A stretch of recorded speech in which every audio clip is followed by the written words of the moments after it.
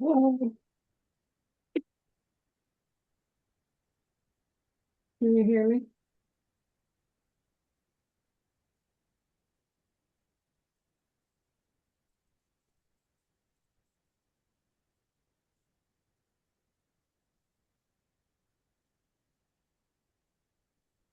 Rhoda?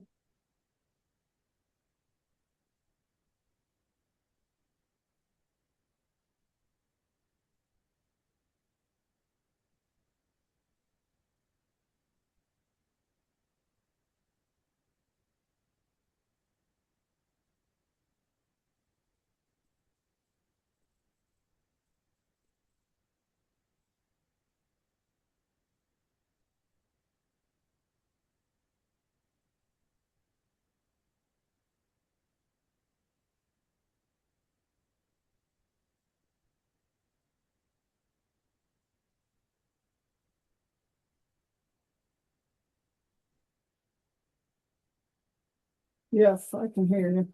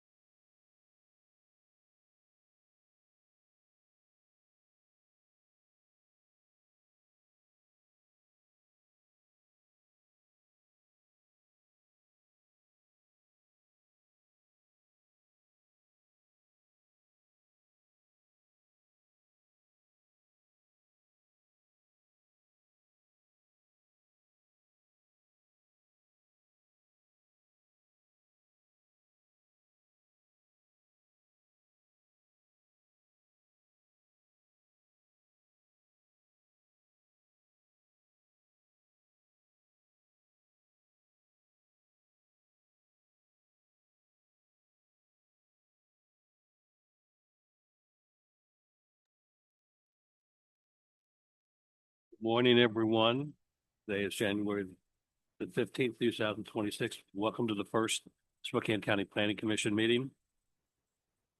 The public may participate in person or remotely by utilizing our web link and telephone conference link *9 to raise hand, *6 to speak. Individuals are limited to 1 3-minute comment period for any item. Please keep your comments specific to the current agenda item. Chat is not supported. First order of business is to introduce our commissioners, starting to my right. Melissa Wittstrup. Wayne Brokaw. Clyde Haase. Pete Rayner. And I'm Stephen Poland, your chairman. If it is okay with staff, I'd like to move the members of the public that may comment on any item not on the current agenda up to the next now. So for the members, this is the part of our meeting where we ask if there are citizens that want to address things to the commission that are not on this agenda. Jacqueline, are you one of those people? Well, please come forward, your name, and welcome. Thanks for getting up early and visiting with us. And if anyone else needs to speak or online, this is the time to do it. I'm Jackie Etter. Good morning. And we've submitted to have our property considered to be moved into the UGA. We think it's an excellent candidate for this. It borders the conservation area trailhead at Trentwood, and it meets or exceeds most of the criteria to make it very likely that it would be a good choice. My father-in-law was instrumental in getting what was an old part of the property put into the conservation area. So we have a history of working with the county and would like to continue to see stewardship of the property that meets and exceeds climate goals and fits this really well. It does border an existing UGA, and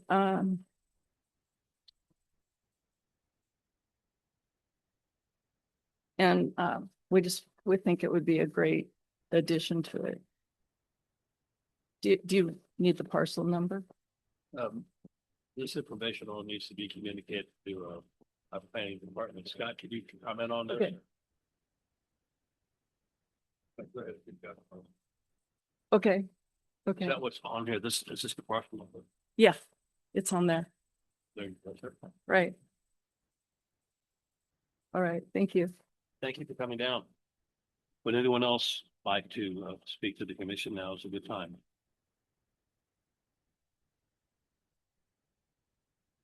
Anyone online, Ronald? I don't see any hands up. Where's that screen that shows? Oh, okay. Oh, well, that's a big thing. Okay. So we'll rely upon you to give us a prompt if there's somebody that thought. Okay, thanks. Okay, first order, we have the workshops today. Environmental impact statement, EIS update for parks and resource lands. I'll turn that over to Scott Chesney. Thank you, Mr. Chairman. Happy New Year, everyone. Those of you that have been here since 20 and 21 have been part of these comprehensive plan discussion now for 5 years. We are in our final year. We have to wrap up our work by December. We're going to be working with you pretty extensively over these first 6 months of the year, and using all of your meeting times and perhaps special meetings if you find them useful or necessary to do so. Our work will be substantially done by July. The draft document will need to be fully assembled by July, and essentially in its final form by Labor Day, after which it goes into the fairly lengthy approval process, culminating with public hearings before you in October and November. We've scheduled 2 separate hearings to do that, and then the board briefing with the board action potentially December 15th. So that's our year in a nutshell. We're going to be distributing to you and posting on our web essentially an advance agenda that will start to outline what topics we're going to be discussing at each meeting where the board briefings are happening in between there. So it'll give you a sense of how the year is going to lay out. It's going to be an intense run to the finish line, everybody. To the EIS specifically, delayed a little bit, in a sense, bureaucracy delays things more than anything else. We have placed the study area maps in the consultant's hands before the holidays. We delivered that, so they're up and working on the EIS traffic modeling and analysis, which is the key first step in creating that EIS. We expect that to be back in a draft report to us roughly the end of the month or the first week or so of February, after which we will then the consultants will give us a draft, and we will bring before you a discussion of a draft EIS, which will be published shortly after that. That will give us a 45-day comment period from public and agencies, which then, of course, gets us back, kind of April-ish with that EIS, which at that point will be assembling the document itself and producing a final EIS to go out for publication. So that's where we are so far. As you recall, we briefed you on the alternates in December. December 12th was alternate 2. We briefed the board on that December 15th. And as I said, then we packaged that and sent it off to the consulting team for the analysis. So that's our timeline on the EIS at the moment. And we're ready to go back and get that underway. And because we've got that started, that's why the rest of today's workshop is about GMA elements. And we'll be doing that periodically now as we go through the rest of the year. Every meeting will have at least one chapter or one element that we'll be discussing and posting ahead of time for public comment. So, Mr. Chairman, we're ready to jump into the others if you'd like. We're going to invert the agenda just a little bit, and I've got the resource lands up first. So what are they? They are our agricultural lands, forest lands, and mineral lands. These are protected by the Growth Management Act to a fairly significant degree, in that once they are designated, they are very difficult to de-designate, and as it should be, because very simply put, once they're gone, they're gone. You can't bring them back in any meaningful fashion. So those are the 3 categories. For Spokane County, part of that falls into the USDA soils classification, and this is the soils map for the county. Generally speaking, the green and the blue are prime ag soils, the green ones being either USDA prime or including farmlands of statewide importance. The blue lands are prime if they're irrigated or drained, so if they're modified in some way. The red are not prime farmland. So you can, you've seen a version of this map in other elements, notably as we've talked about renewable energy and the constraints on wind power. That's why some of that prime ag land in the Palouse is a very difficult candidate for wind, and the others are the scab lands on the other side. So this is kind of the geologic formation of where we get to our ag lands.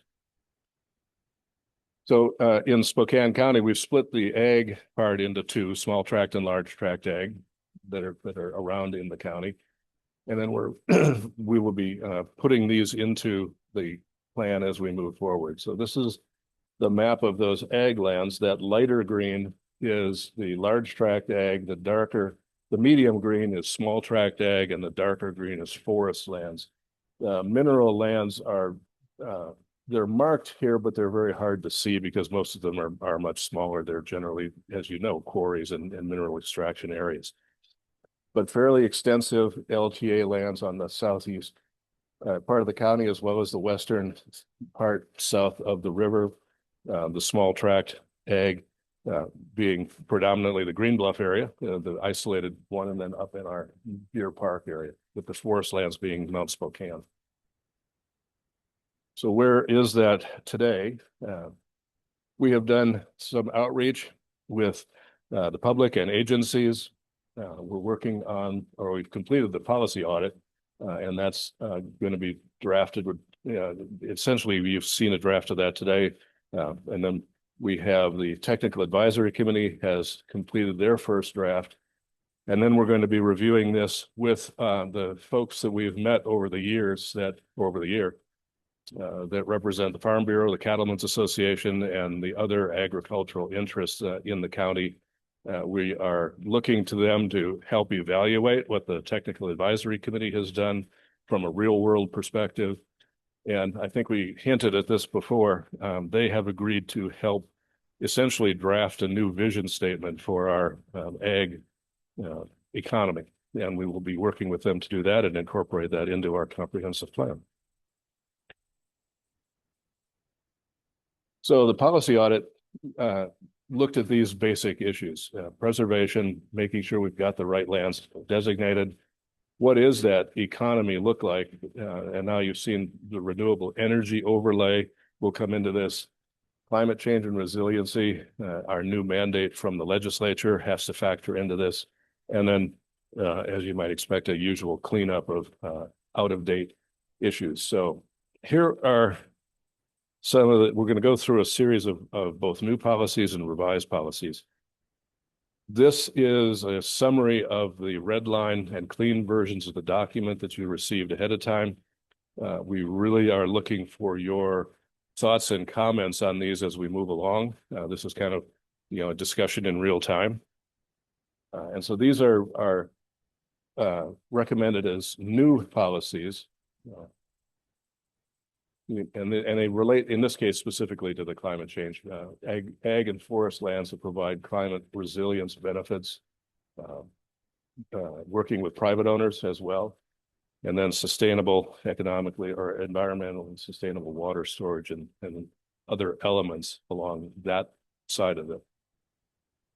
More in the protection, reducing development pressure, in this case, specifically the wildland-urban interface. This is also another initiative at the state level to require cities and counties to adopt a wildland-urban interface code. That's back at the legislature again this year. It's in committee, I think, even this week for discussion. So we're watching that and seeing if that's going to influence what we're doing. But we're also trying to get ahead of that for very practical reasons.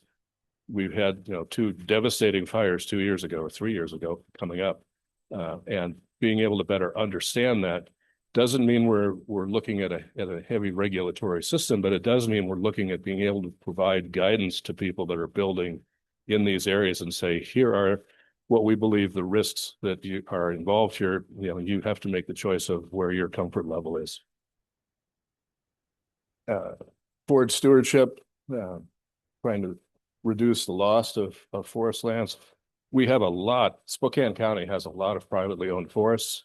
Most of it is owned by companies that are in the paper business for fairly obvious reasons. It becomes an ag resource as well as a forestry resource. We want to look at both encouraging that and promoting and protecting what's there.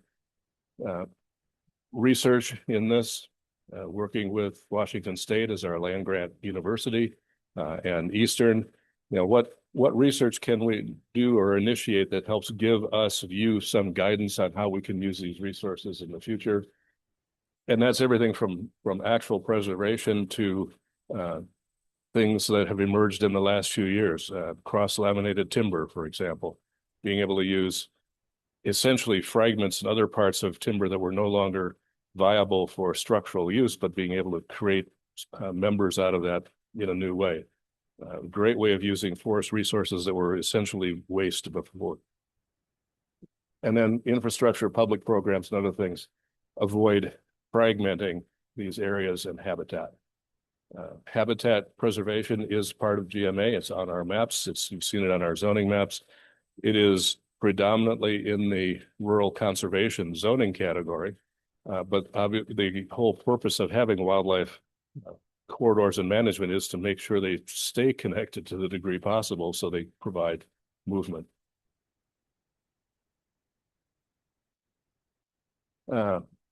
Again, I won't read these to you. You can see where we're going here. Trying to put policies in place to provide guidance for preserving, protecting our ag, forestry, and mineral resources.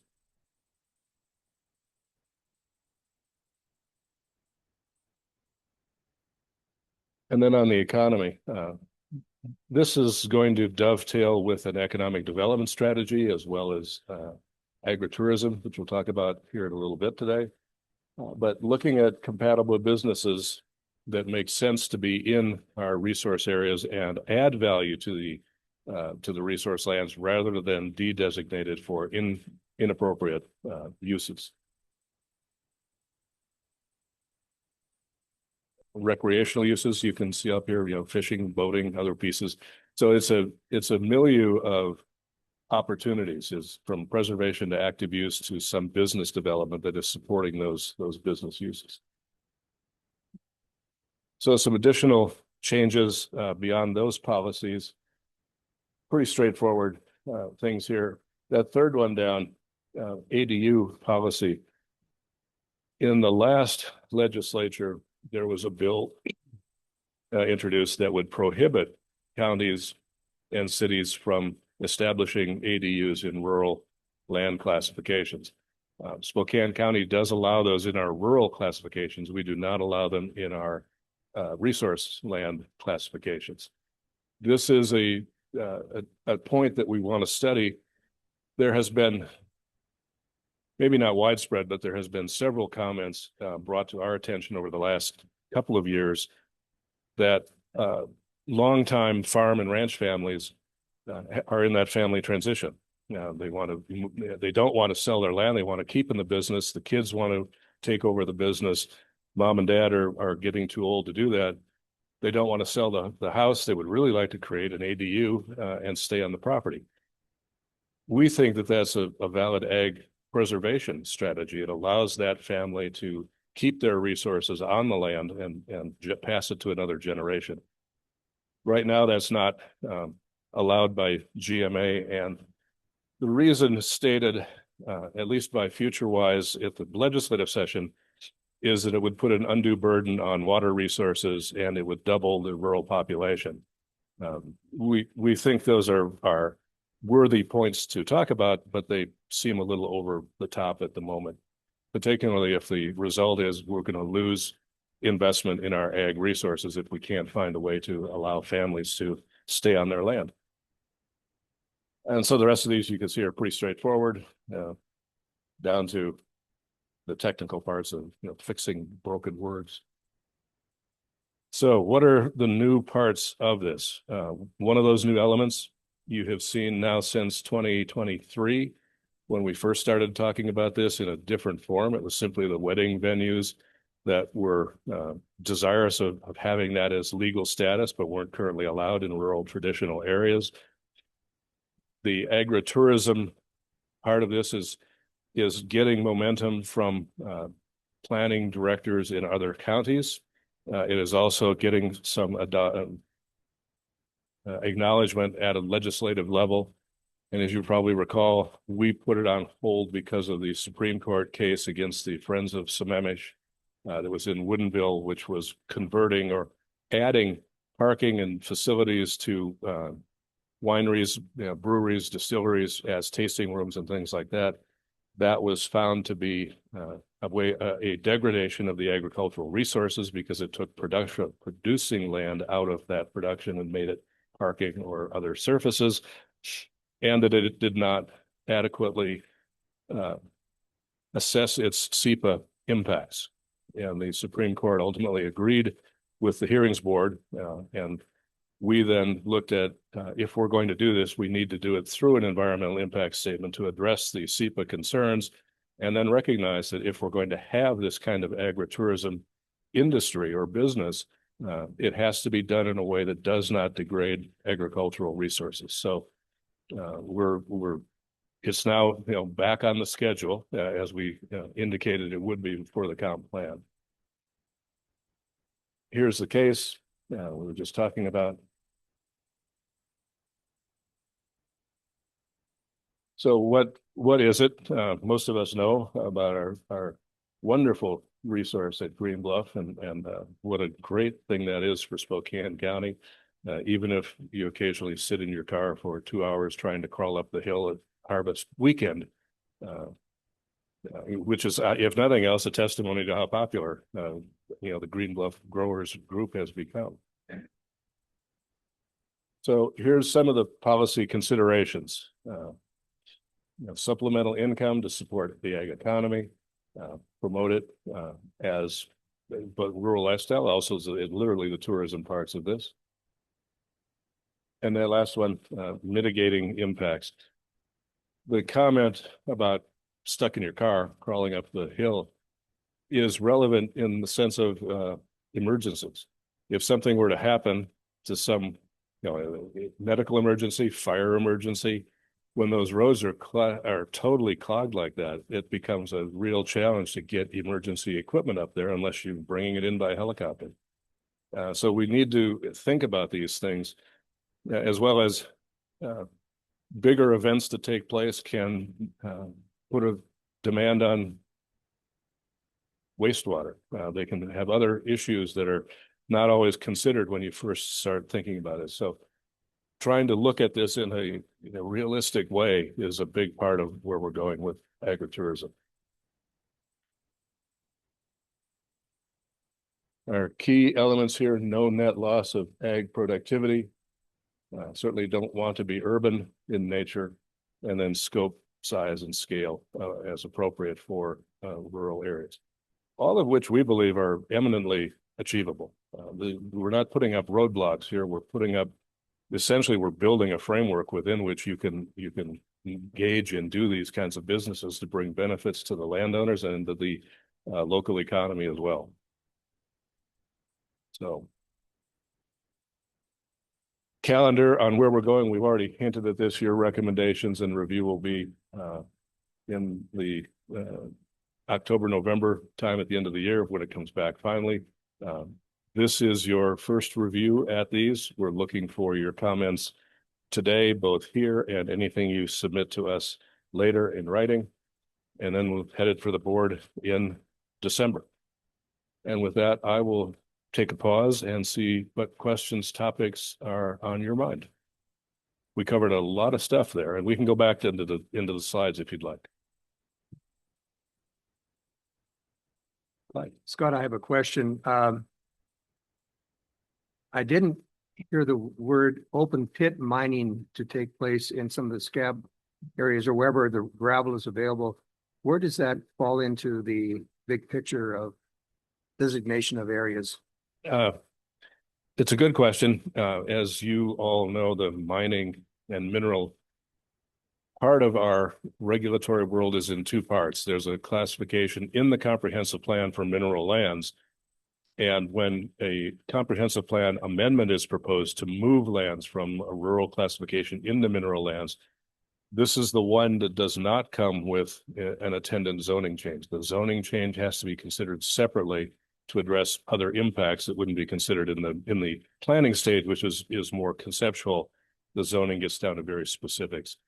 So it's the split part of our regulatory system.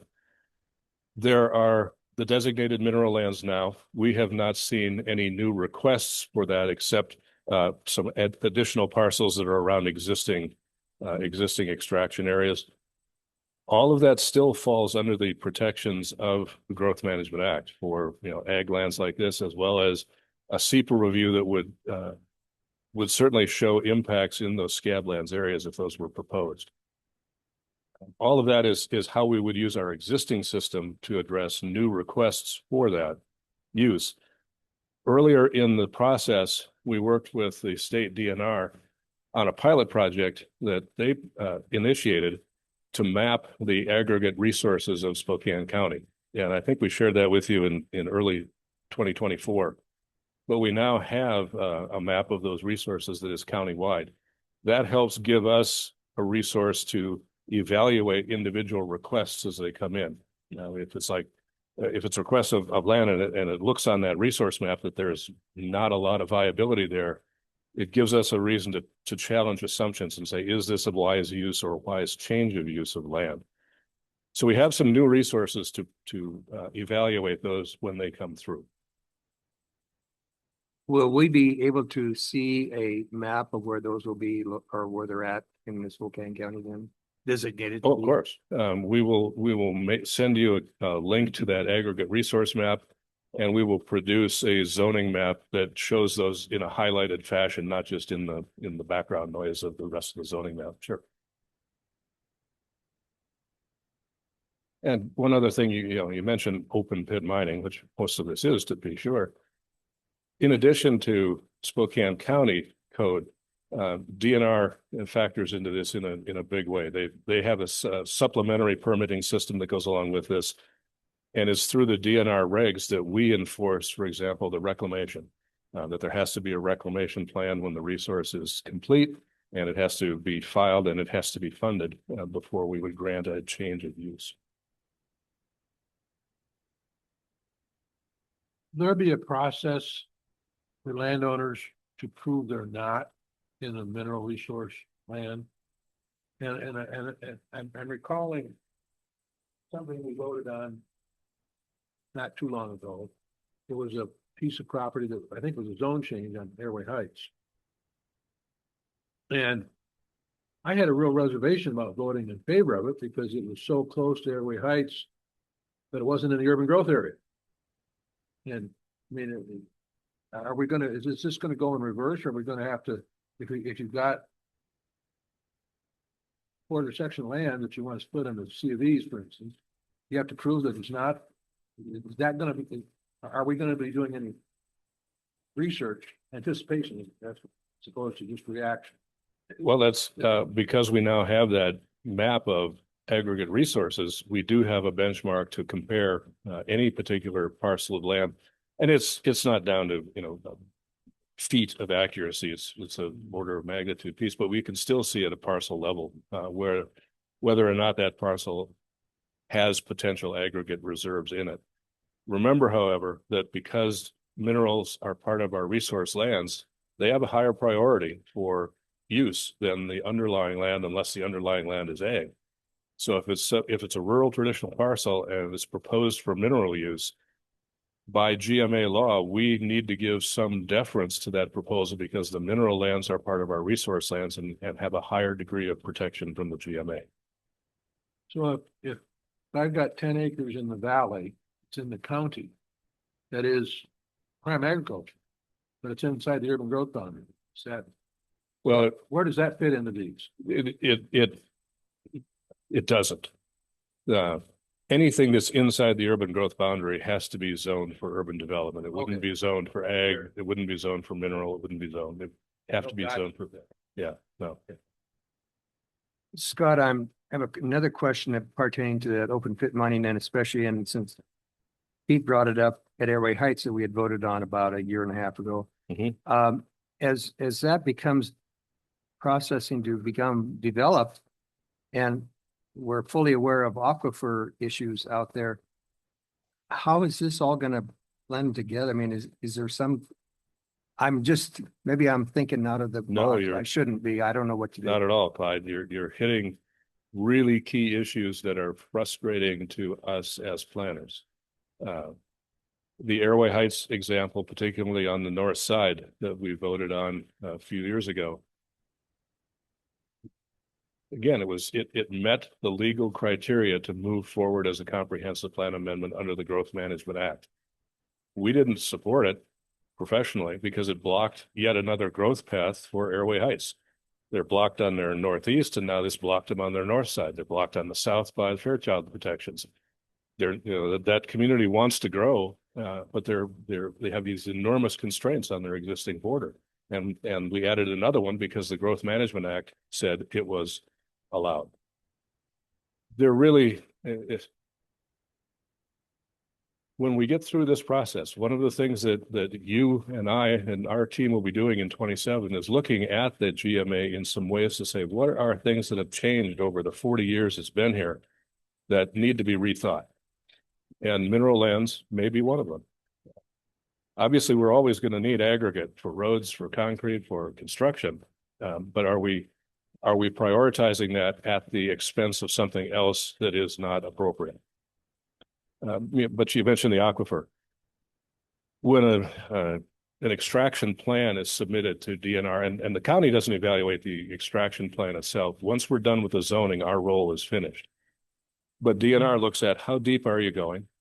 Is there an aquifer nearby or underneath this? And how much protection space do you have to maintain? If the aquifer is at 100 feet, you can only go down 50 feet and you have to have a 50-foot buffer before you do that. So there are some acknowledgements that these things are interacting with each other, but they're at the statewide level for regs, not at the county level for regs.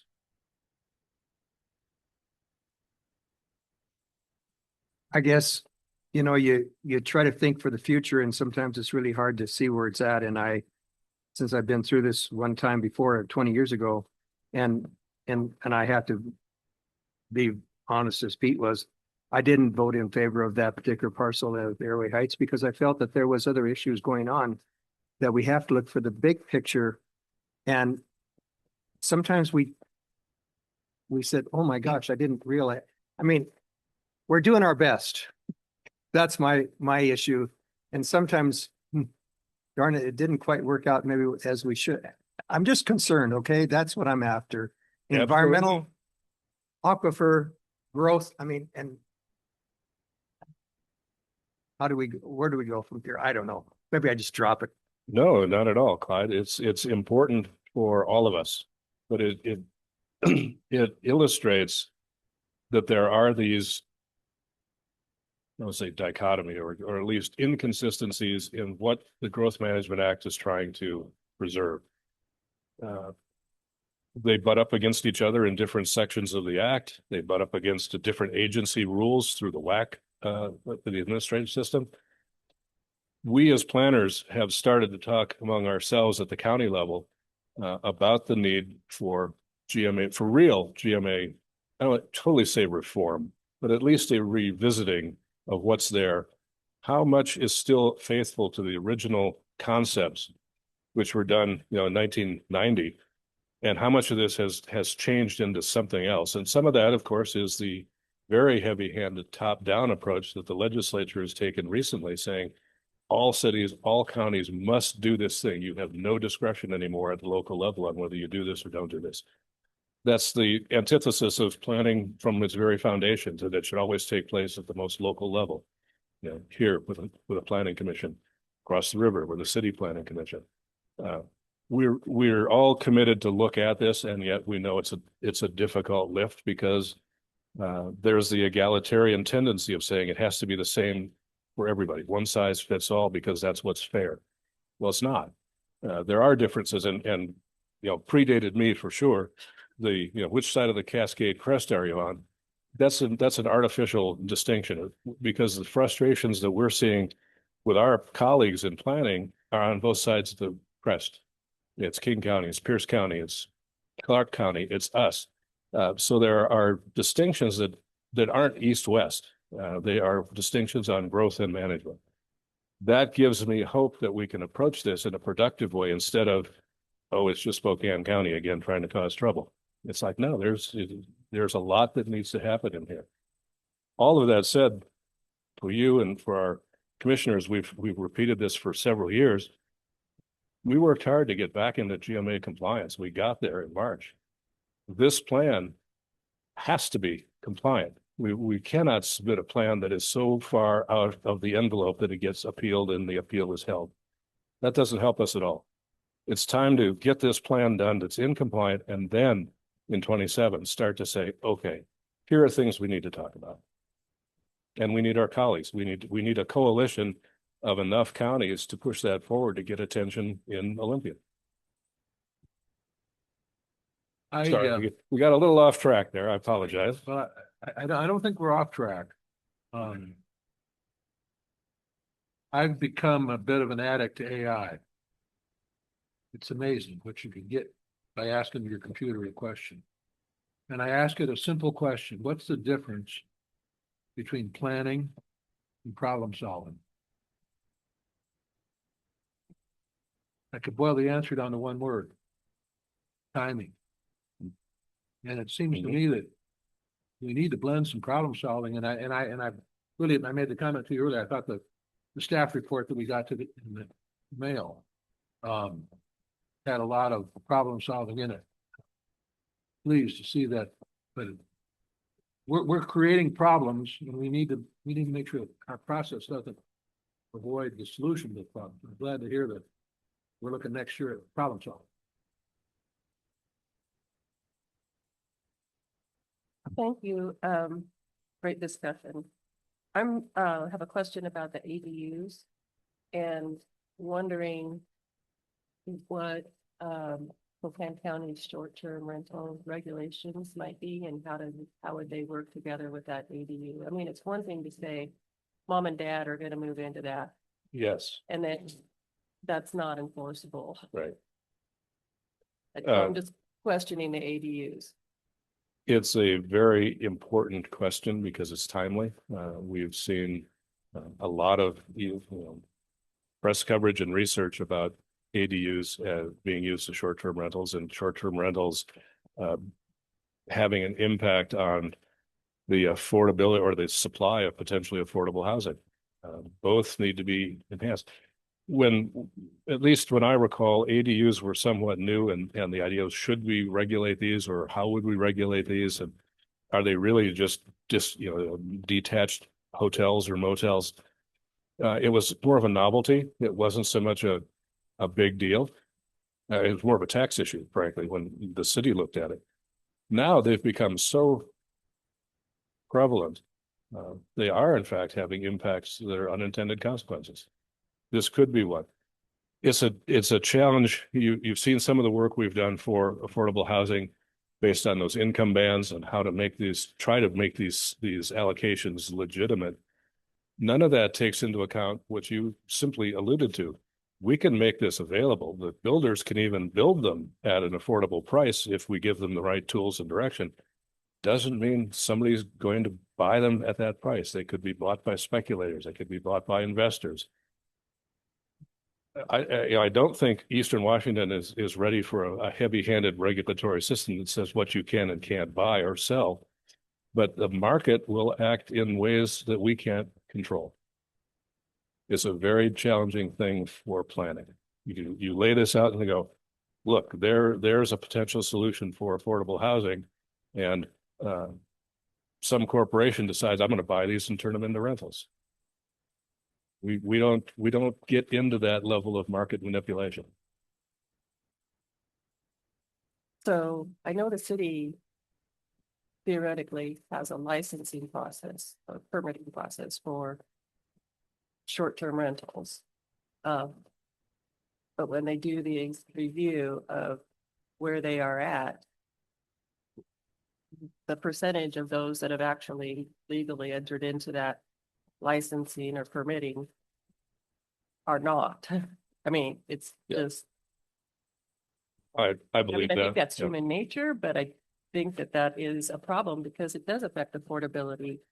Sure. A couple of years ago, one of our planning staff members did a kind of a quick dive into short-term rentals, and just simply by looking at their websites and where they're located, and found that there are in fact thousands of them in Spokane County, outside of the cities, much more than I anticipated. And so it's not an academic question anymore. It's having, you put that aggregate number of units together, that's a lot of housing units.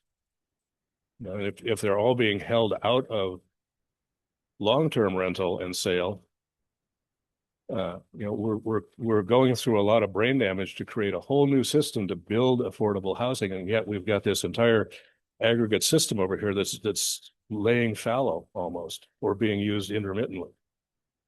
You could also argue the other side. That's a tourism impact. It allows something for people to come here and enjoy our resources, enjoy our lakes. It's not something we should probably stop, but it's something we better understand more than we do now. At one time, and I don't know where it's at now, but the short-term rentals were not in the lodging tax here. I mean, I don't- and then I haven't the looked regular recently, hotels, right. and hotels were like this isn't fair. Yeah, I remember that argument. I don't know where that stands right now. Presumably, though, it hits that same regulatory system of perhaps it has, you know, if you're not self-reporting, who's investigating? Do you have a business license through, you know, a B&O license, or don't you? I don't know where that is. We haven't looked at it in that detail, but it's over here on our horizon as we're going through this analysis. Maybe the insurance industry could help with that. Hard to insure something that's not permitted or licensed. True. At least in Washington, that is very true. Good comment. Thank you. Other thoughts? You know, in some ways, we've talked about some new policies. A lot of those related to integrating the climate and resiliency charge that we have from the legislature. But the bottom line to the resource lands is we're not proposing much of a change because they were, you know, as Clyde and Pete and, you know, others did in the 2001 plan, you already protected them. What we're really doing is making sure that protection is valid and can carry forward into a new generation of economic pressure.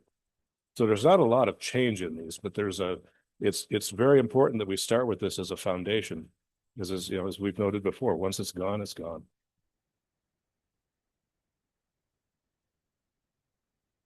And Mr. Chairman, you are welcome at any time to take comments from the public. We would enjoy hearing comments now, and also for those here or listening, anything that you think of afterwards, these slides are on our web. Send us an email. We will keep that in mind, and we will incorporate that into our further work when we come back to you. Thank you, Scott. That is the purpose of the workshop. If there's anybody in the audience who would like to make a comment on what we just spoke about, and also online. No one online? Come forward, please.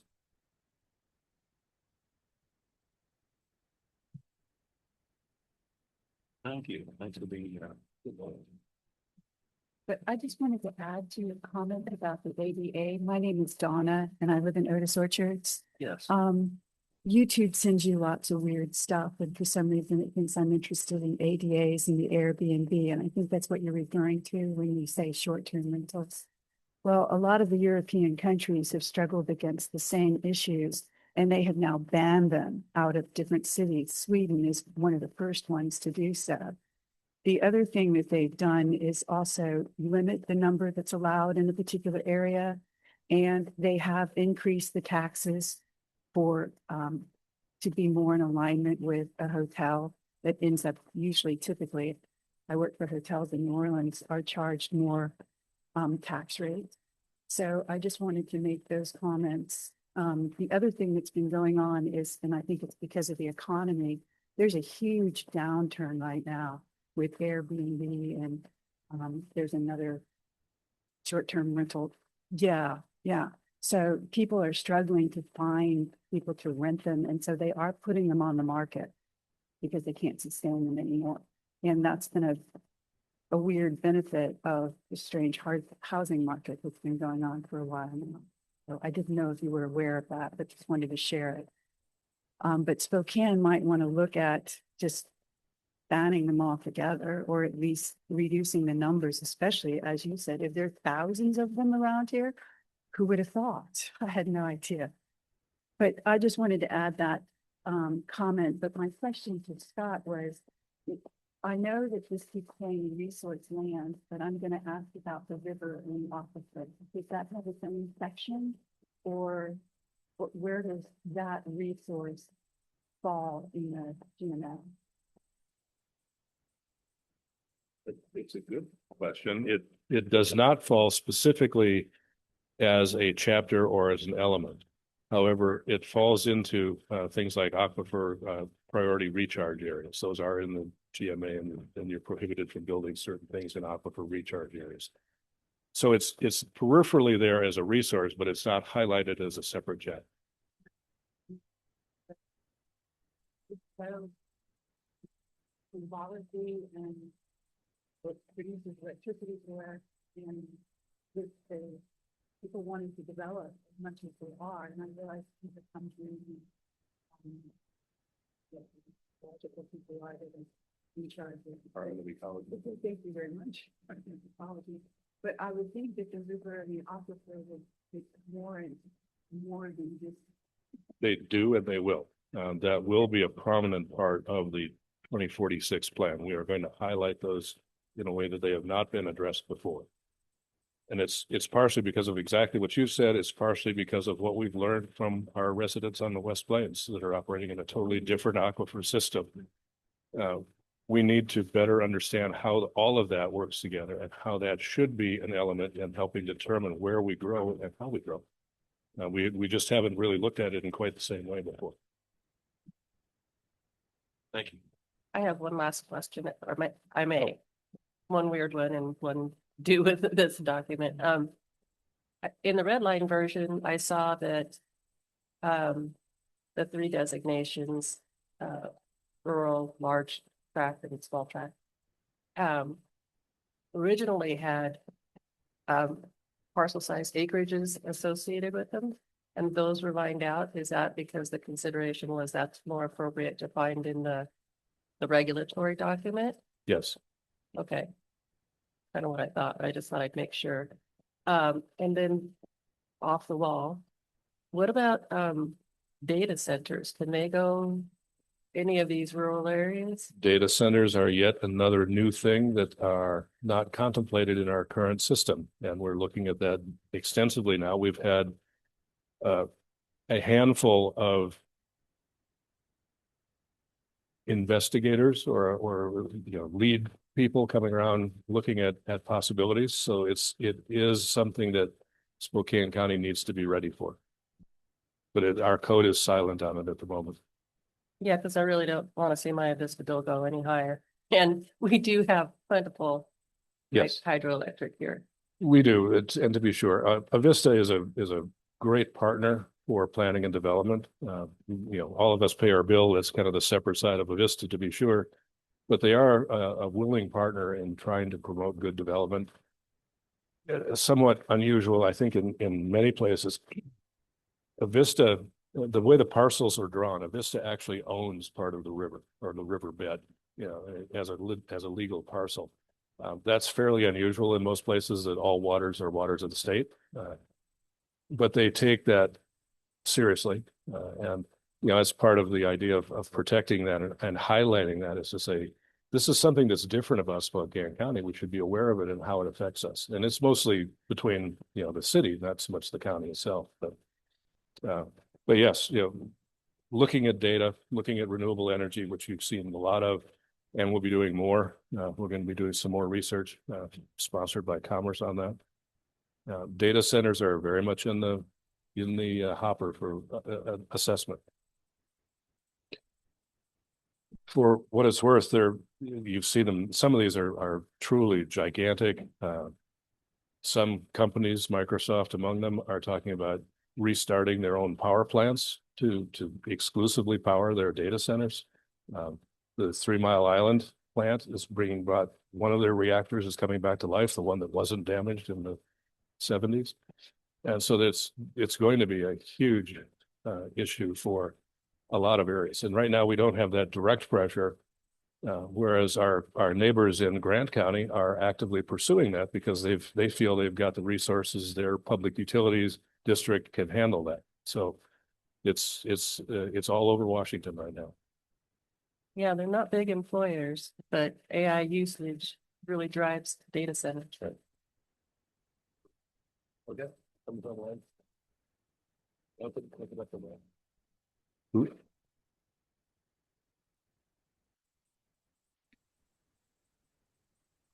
Is it? Oh, is it Paul? Are you there? Hi, are there. Good morning. Hello, everyone. Happy New Year. Commissioners, staff. I have a couple of questions related to, okay, what's next? You referred to there being a technical advisory committee for this chapter. Yes. I don't know that. So who's staffing it and when will it be meeting?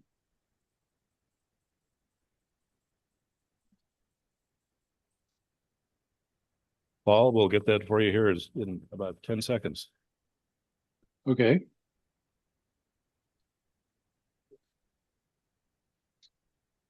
So my name is Joshua Warwick. Me and Tate Andre are staffing that. Technically, right now, the Technical Advisory Committee meets every 2 weeks to a month. We were meeting quarterly, but we're ramping it up as the comp plan has been going on and we are hitting our deadlines. We do have representatives from most agencies such as DNR, Ecology, but also from like the Inland Northwest Trails Coalition and other volunteer advocacy groups as well. If you want more information on that, I can send you an email. yeah, thank you. I appreciate that. I expect it in the email. I guess the only other, I'm glad, having looked at the red line version, it clearly deserves polish. So I look forward to how the TAC comes back with something a little bit more coherent, especially the last edition, the new edition at the end uh, needs a reasonable English treatment, in my opinion. Um, and then about the aggregate mapping of resources in Spokane County, that should be of interest to the public. So hopefully you will make some effort to make it more generally available than at Paul, the just who's interested level. certainly. I'll look when we're done today, but I believe we posted it on our web some time ago when it was delivered by DNR.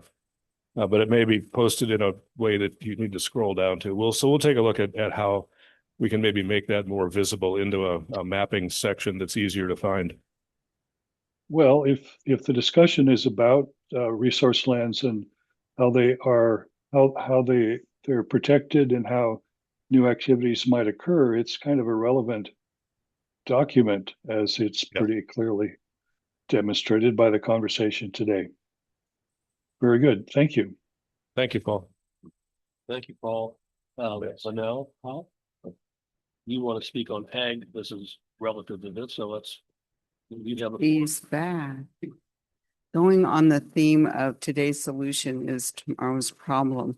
When I was in your shoes, we had an impassioned group come up off the Newport Highway because somebody had recently died. And what could the widow do? She could open a restaurant.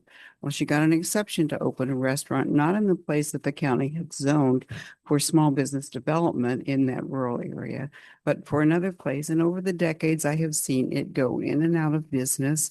She passed on. We have cases where we have people who do something for the children and then the children move on. We have someone down in my rural conservation area that built a house so that they could build another house. And now that house that they built to live in while they were building is now a rental unit.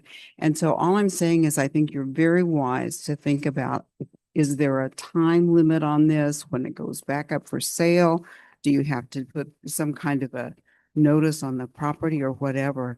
But today's, heartfelt solutions for very real family situations sometimes turn into something that the unintended consequences. So thanks for asking me to talk. Thank you. Anyone else in the audience or online?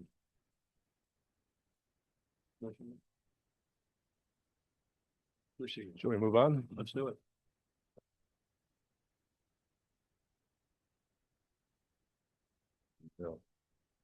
Second part of our workshop is on parks and open space. As I'm sorry, we deferred this from an earlier session. Now we're bringing it back for your consideration.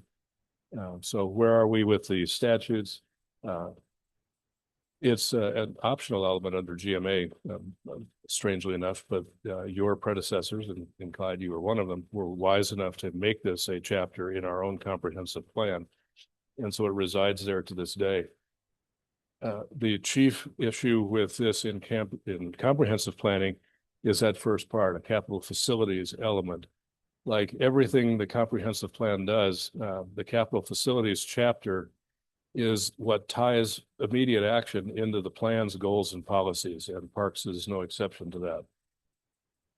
So you can see how they start to look at their levels of service, demand for a 10-year period, other opportunities.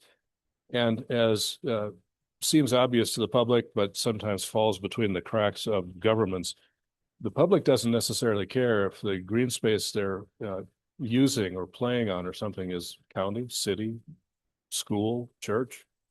Green spaces are looked at sort of aggregate from a planning perspective, even though we have responsibility only for those in the county's portfolio. So there's also another level of complexity, and that's that the Parks Department has its own plan. And you can see they kind of fit into this sequence where we've got the comprehensive plan, which handles the overall goals, policies, objectives of why you have parks, what they're to accomplish, how they provide value to development and quality of life. Intermediate document is the capital facilities chapter and the capital facilities plan itself, which provides for the mechanism, essentially the sources and uses of funds.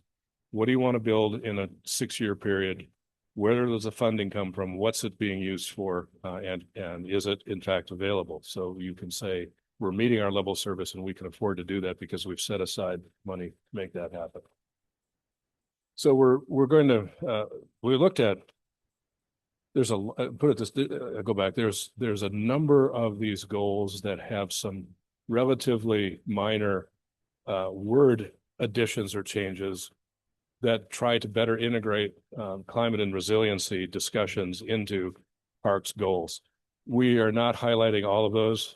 We started out with 20 some slides on that. Those are in the document itself that you can see. Oh, okay. Those are in the document themselves. You can see them highlighted. We're going to hit some of the bigger points here. And you can see this first one, provision of public access, and then the added language of trying to incorporate some resiliency elements into that. And as we did with resource lands, we welcome your thoughts on everything from the wordage to the grammar. If Paul is still listening to us, if we need to do some wordsmithing, we're happy to do it. And another one, some cleanup, of course, but balance of uses in the trail system, trails and pathways. This is a way of talking about how recreational paths and trails can integrate with active transportation paths and trails, which are not designed specifically for recreation, but for actual commuting movements around things.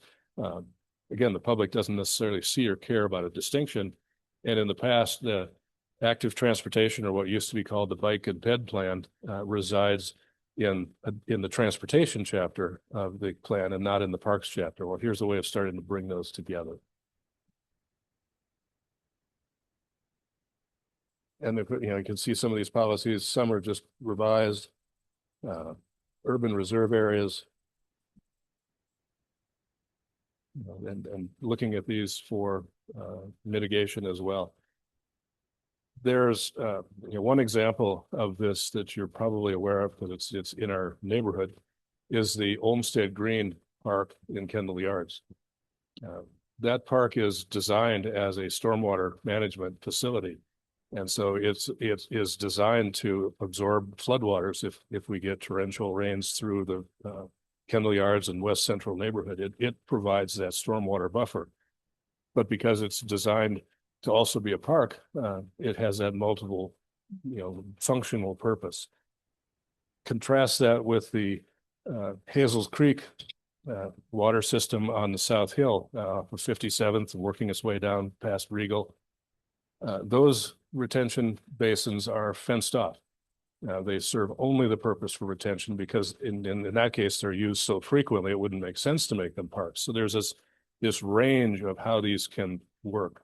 But here, what we're saying is if you're looking at parks in urban reserve areas and others, try to use them for multiple purposes. In other words, we can get more bang for our infrastructure dollar if we're using these for different things.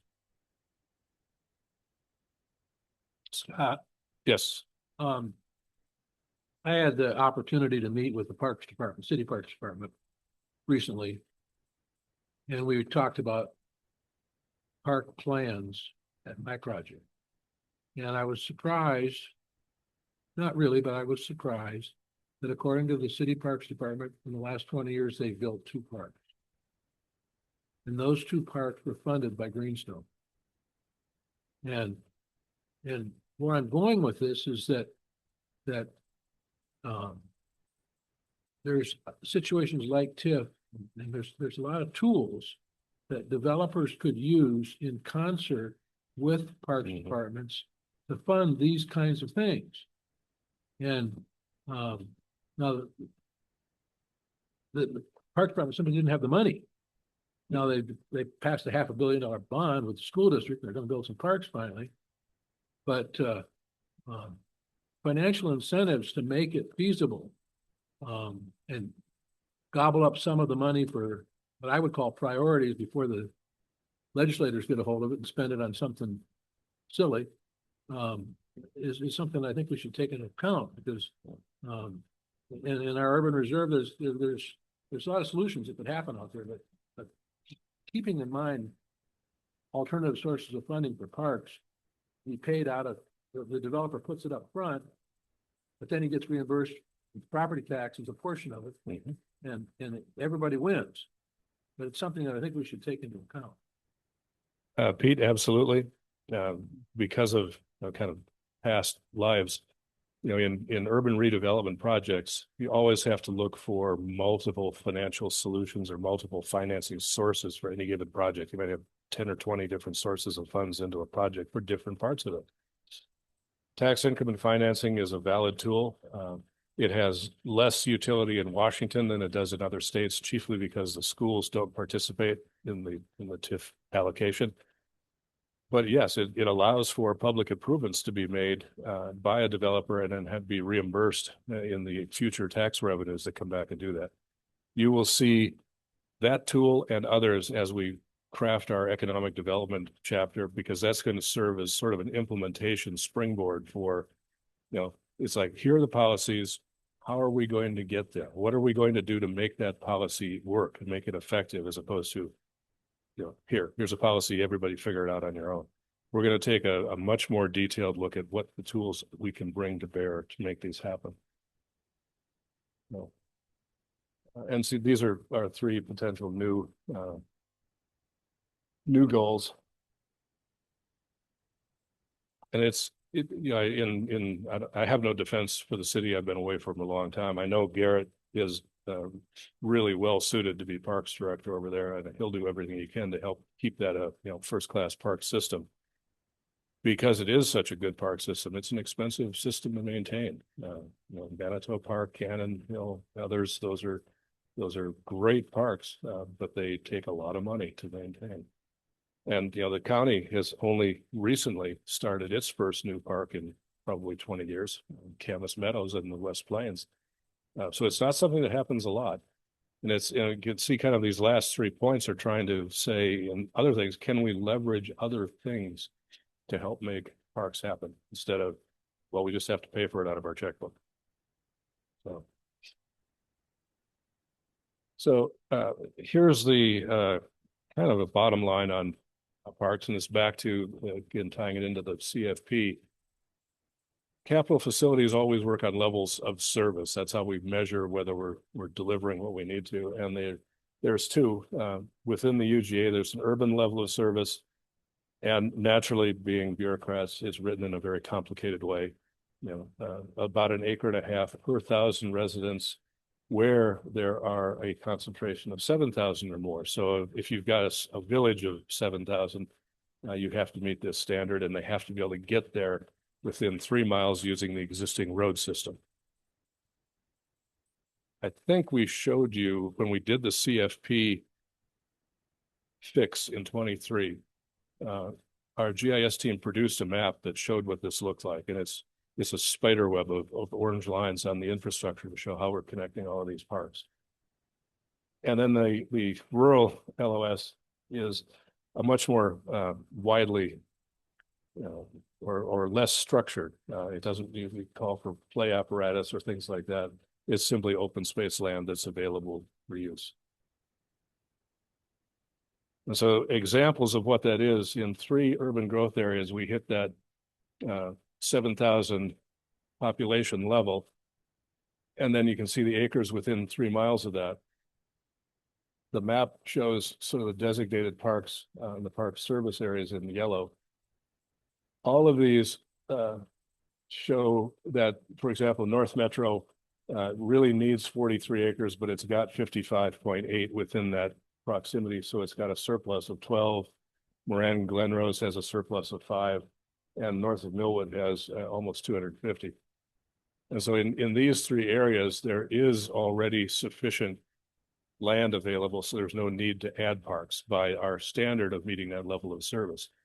If the county were to choose to do something to exceed that level of service, then that would be a different issue. But we're looking at what does it take to maintain the level of service that the county has committed to already.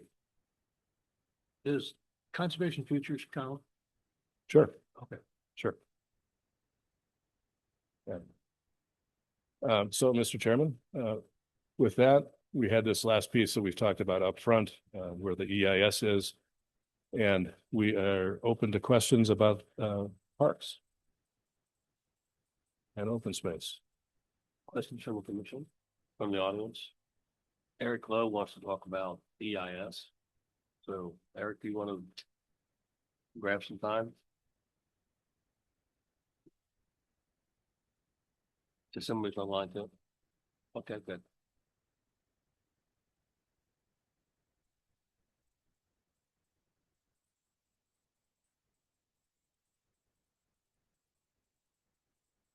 Good morning. Good morning. Thank you for having me. I'm here to speak in support of my proposed development, Cougar Cliffs, located in Spokane's Latah Valley, and to ask that Cougar Cliffs be studied for addition in potential UGA expansion. My family has owned this land for nearly 7 decades, and we want to be community partners. In addition to regularly making the case for UGA inclusion to this body, I have also made a significant effort to reach out to interested community groups to hear and hopefully address their concerns regarding development in the valley. These groups have included Citizen Action for Latah Valley, the Eagle Ridge HOA, Spokane Riverkeeper, and the Latah Hangman Neighborhood Council. I discovered through these conversations that I have been the only developer to proactively reach out to these community groups to open a dialogue on the future of Latah Valley. That said, these conversations have been illuminating. I've been able to hear directly from the most engaged and thoughtful residents regarding infrastructure deficits, public safety concerns, and environmental shortcomings of existing and planned developments. I've also had the chance to allay concerns and strengthen my proposal as a result of the feedback I've received. One of those planned developments is envisioned by our neighbor directly to the north, which anticipates construction of 459 residential units on 106 acres of land located within the city of Spokane, named Eagle Bluff. The Eagle Bluff development is moving full speed ahead, with agency and department comments on the proposed plan unit development due by 5 p.m. today. I have attached to my comments a page from the Eagle Bluff proposed site plan, which includes 2 planned roads connecting to our property, plus a new county road adjoining that property, which is 73rd Avenue. This road must be completed prior to construction of any homes. This county road will include city water and sewer. I have also attached the bubble diagram I provided this commission previously, which illustrates the type of neighborhood center I hope to create.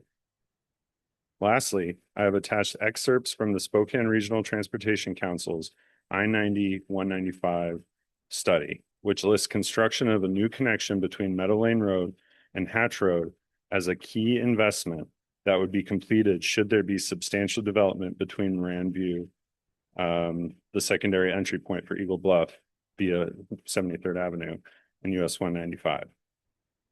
In conclusion, Cougar Cliffs is directly in the path of existing and planned development. So much so that a new county road with utilities will be constructed alongside our property to support said development. And another county road through our property has been identified as a key investment for the entire Latah Valley by the SRTC. Please include Cougar Cliffs in further study for UGA inclusion as part of the EIS development process. Thank you. Thank you. We have your hand out there. Thank you. Anyone else? Online? Paul? Okay. Yeah, it's Paul Crop again, back to Parks and Open Space. Um, Scott Chesney's talked about the integration of trails planning with or the common attention to it. But does that not also imply an inventory of the existing trails and an inventory of future trails planning countywide, i.e. the trails plan? There has been a trails plan. There has been an update of the trails plan, but the last one was some time ago. And I'm wondering whether the inventory of the existing of solutions that were proposed that have occurred should occur, and that identification of new opportunities should also occur. And when would that occur? And is that part of the 2026 periodic update? Mr. Chairman, Paul brings up a valid point in mentioning specifically an inventory. And that an inventory is a critical element within any capital facilities program analysis. We need to know what we have and is it being provided enough maintenance, which in the GMA version of capital facilities, maintenance is considered in that CFP. And so, yes, we must have an inventory of these trails. The challenge I believe Paul alluded to is, as we mentioned before, trails planning for recreation has resided in the parks portfolio, whereas what used to be the bike ped plan, now the active transportation plan, resides in the transportation portfolio. Those need to talk to each other. They don't necessarily interact from a funding perspective, but if we're looking at the overall county, we should better understand how they do work together. And yes, we will be bringing that integration into the transportation chapter and here and in the overall plan itself through the CFP and other places. Well, again, if I may, the virtue of what the Parks Department has done in the past has been to engender and sponsor and take care that there would be a broad community collaboration in the identification of these things. Whereas on the engineering and roads side, or the Public Works Department side, there's virtually no public participation ever used. None that I'm aware of. I live in a place where that, if there is that happening, it ought to occur. So I have to say to you, I'm really very skeptical that the Public Works is on the public participation side that has been so fruitful for the Parks Department efforts to inventory and identify future needs for trails. Paul, let me a couple of points that are really important, and that's that the transportation part of Public Works is an integral part of our planning studio and our planning team. They're not existing in a vacuum, simply doing their own thing. Jamie Hayes is part of our ongoing discussions, and that's one of the reasons we are integrating these pieces. And I'm not sure precisely what level of involvement you're referring to. But I would respectfully disagree in the sense that in looking at the active transportation plan that was produced last year, Jamie's team had hundreds of interviews and had really pretty extensive public participation in what was then the bike and ped plan. So if it missed somewhere in the system, we'll fix that going forward. But even when it was disconnected from planning, that last version had quite an extensive public participation program. And we'll continue to make that better. I agree. The parks has an exemplary process, and I believe we're able to make that work for both sides of this.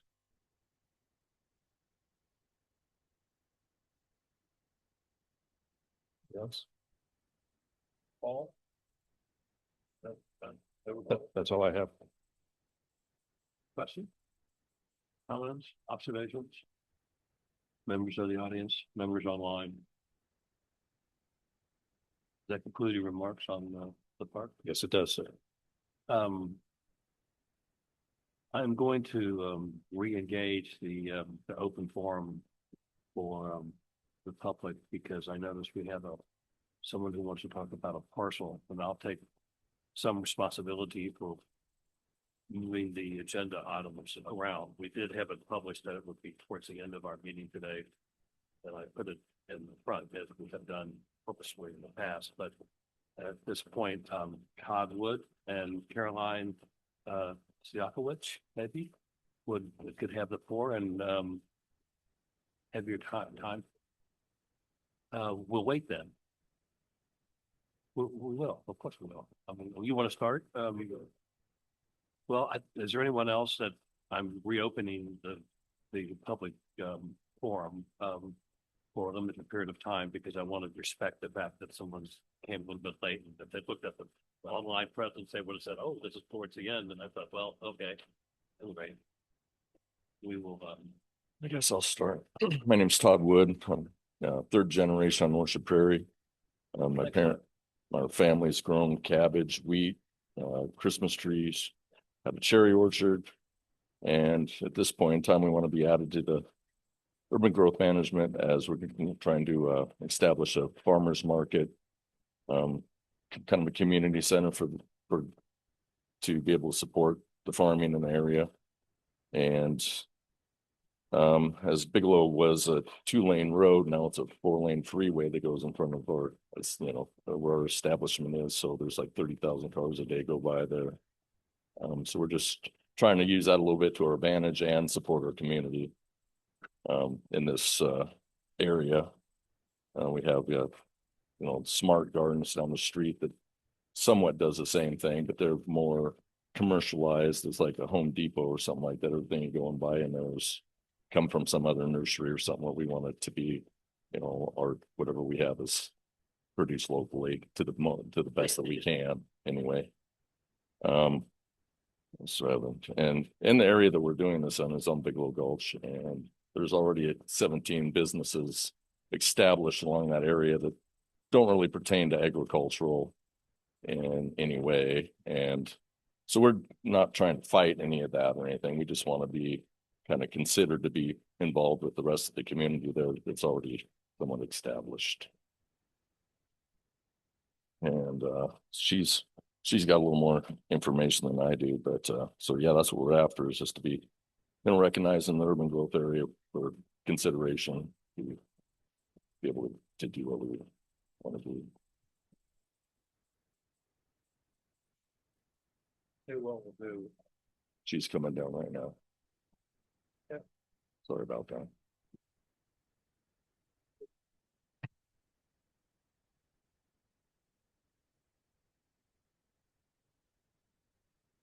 We pronounce the last name correctly, so I don't put It's it. Caroline Sickaway. Sickaway? Sickaway. Got it. Thank you. Welcome. Thank you. Oh, okay. I give you another 3 minutes. Oh, goodness. I don't think I need 3 minutes. So we delivered this letter to all of you last week. Did you guys all get it? Yes. Have you all read it?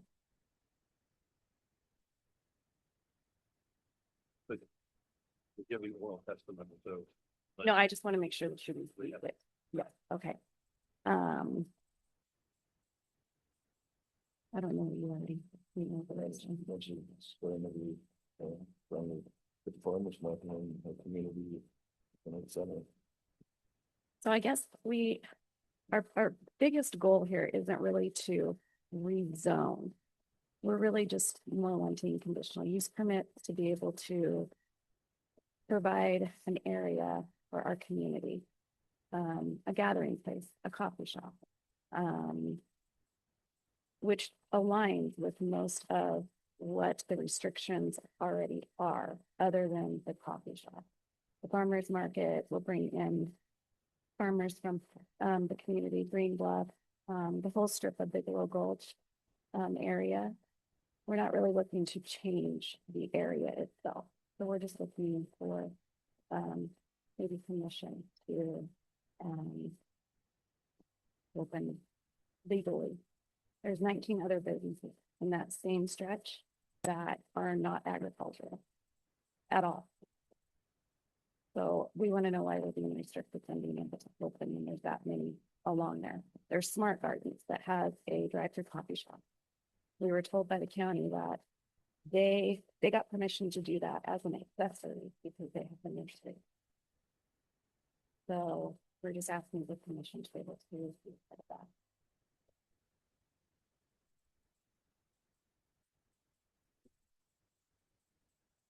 All right, question? Melissa. And I'm not as familiar with that area as I used to be. But do you anticipate that you will need to take land out of an agricultural use, like for parking and other things? No, our building is already built.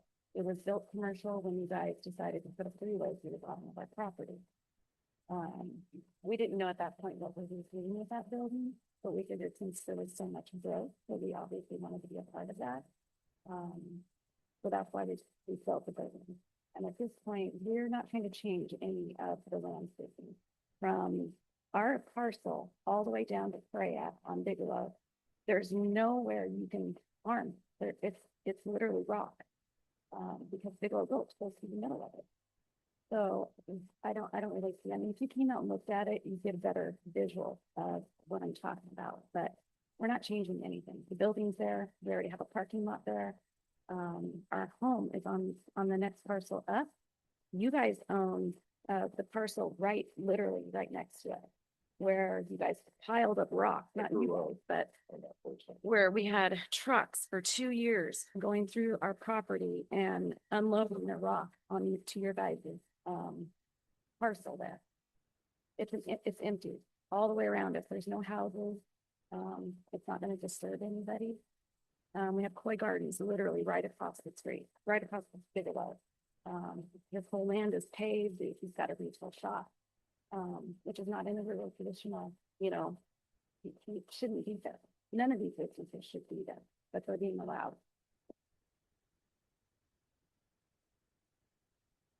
Thank you. Could be you'll find behalf of the county. Say that again, please. Could you comment, Blake? We received the letter. Our code compliance staff is looking at each of the businesses listed just to ascertain when they were there. Did they predate contemporary zoning? In other words, we're trying to put together a research paper on what they brought to our attention. There's no question that the improvements on Bigelow Gulch Road are going to drive development pressure in that area. Whether you do it through planning or not, is exactly what they observed. We've got 30,000 cars going by here. Retailers and others like to see that number of eyeballs going by a sign that says, please come in and buy this cool thing that we've got. However, it is outside of the urban growth area. In 2015, the area where Smart Gardens is, or now the C-store up on the corner of Argonne and Bigelow Gulch, that corridor was proposed to be included in the urban growth area, and it was appealed by FutureWise and the other plaintiffs, and ultimately through the settlement agreement, it was withdrawn. And so that area has already gone through one level of analysis and found to be insufficient. Well, that was 10 years ago. There are other owners in that area that are interested in becoming part of the urban growth area, and that part is in the analysis that's being done presently. So it is being considered, but as we've told you a couple of times, the other constraints on the urban growth area, notably the legislature requiring cities and counties to work on higher densities, more intense land uses, are making it very difficult to expand our urban growth area in the way that it would have been expanded 10 years ago. So there are a number of new constraints that are going to limit urban growth in a traditional fashion. As we started out saying, the GMA has lots of challenges. It has some outright contradictions. It has some inconsistencies. Here is a case where a transportation facility was planned and built over 20 years and has no connection to the economy around it. And it's going to force us to look at what's happening here, because does it make sense to have rural land uses along that entire corridor? Probably not. The fact that the C-store is there is at least some evidence of the market suggesting there's a need for services along this new corridor. And obviously, as that gets to be better known as an east-west corridor, the traffic will simply increase. It'll be a very widely used corridor. Is it going to be part of the 26 analysis? It is at least in the general area around Argonne and Bigelow Gulch, but most of the other areas, depending on how far away they are likely going to be part of a discussion after 26 into 27, 28 in anticipation of the 2031 5-year update to the plan. And those, some of those other designations are going to take place within what we hope is some level of GMA analysis from the county's perspective that's different than where we are today. But nonetheless, the EIS analysis is underway. All the study areas were identified through those criteria, and we will see what we get back the first week in February or so. Good, thank you. Further comment? Oh, I just have a question. The capital facilities element, are we still waiting on that, or did I miss it? No, it is coming. I think we've teed that up for April, maybe. Since I've opened up the floor for additional public comment that are not on this agenda, we have entertained any folks that have come in late that we may have overlooked. We don't want to do that. It's your commission, not ours. So if anyone else would like to speak for items that are not on this agenda today, now would be the time, either online or in the audience. Seeing none, we'll close those remarks. Next order of business will be, I believe, approval of minutes from last time. December the 11th, I believe. We all have a copy of the minutes from December the 11th. Mr. Randall was excused and Mr. Campariani was excused, but the remaining 5 people, Carolyn can motion to regret them, and there's no comment one way or the other. We'll entertain a motion to adopt this minutes. Mr. Chairman, so moved. So moved by Clyde Hazy, we need second. Second by Wayne Profile. Without discussion, all those in favor signify by saying aye. Aye. All opposed by saying nay. Those votes are unanimously adopted. Staff report, please. Thank you, Mr. Chairman. We will be distributing to you what I would call a tentative advance agenda for the year. We've now programmed most of your meetings, steering committee meetings, board meetings for briefing on the comprehensive plan update. And so you'll start to see where we've outlined these. And specifically to Melissa, March 12th is when we put on the CFP. It's not April, it's March, but it's on the schedule. We will send this to you directly. We'll also post it on our web so the public can get a sense of what the workflow is going to look like. What you will see is a lot of work in the first 6 months of the year with the goal of having the elements or the chapters in their final draft form in in mid to late June. And then the first draft of the plan itself in mid to late July. Doesn't mean that's the final draft. It means it'll be the first time we will have assembled all of these disparate pieces and assess their increments and how they deal with each other in interactions. And so that then gets us from July through August to discuss the plan as a whole and how it works, with all the elements together. The goal would be to have that final draft ready the Friday after Labor Day. And that keeps us within our statutory review deadlines to get to the public hearings to you in October, November, and the board at their last meeting of the year, December 15th. But we will send that out to you here later today. And I have nothing else, Mr. Chairman.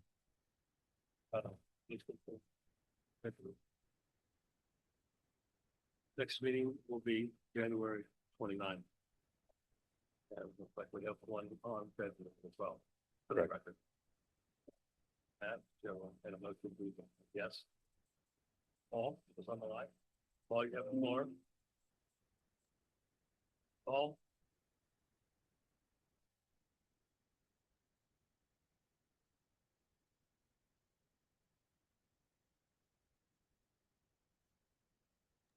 Sorry.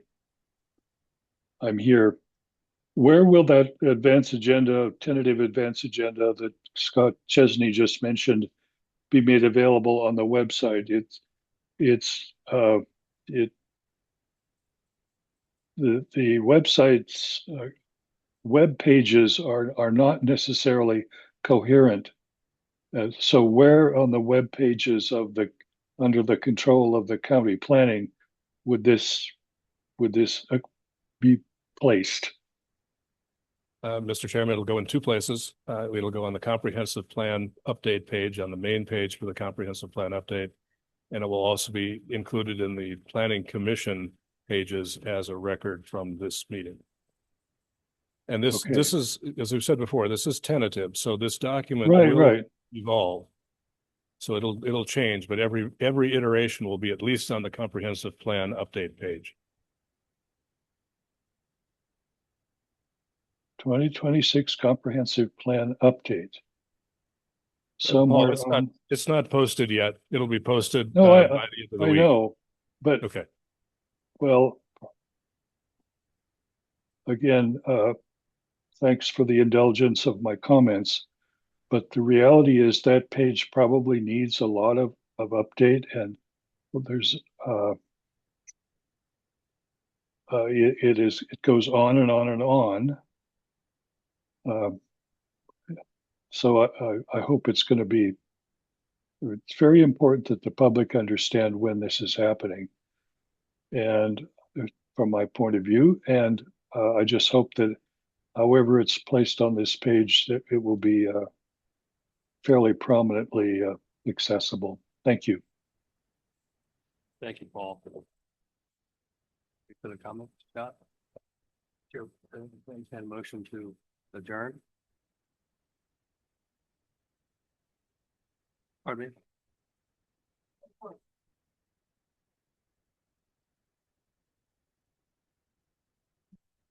Yes. Yes. Nice try. Yeah. That's good, sir. Sorry.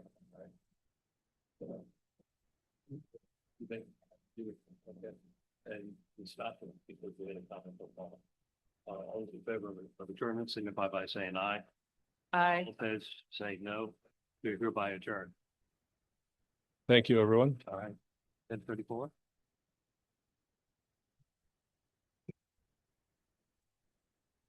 Thanks, everyone, for coming.